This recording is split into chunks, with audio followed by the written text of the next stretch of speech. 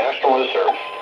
The preceding signal is a drill done in cooperation with the Emergency Management Office that tests a public warning and alarm for transmitters in the west central and southwest Florida listening area, originating from Ruskin, Florida. This is a tornado drill. It's only a test. And schools, citizens, and citizens are encouraged to review their tornado safety plans, confirm their ability to receive weather alerts by no-weather radio, and practice moving quickly to the safest location within a structure. That location, the shelter, is often on the lowest floor in a small interior room far from windows, such as a closet or bathroom.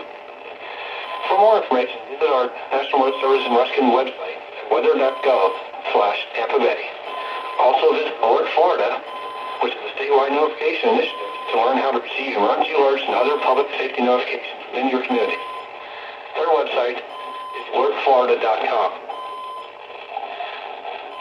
The same system will only alert your county particular warning. These tests are conducted each Wednesday, besides today, between 11 a.m. and noon, and between 6 and 8 p.m. unless through weather threatens. This concludes the test. We now return to regular program.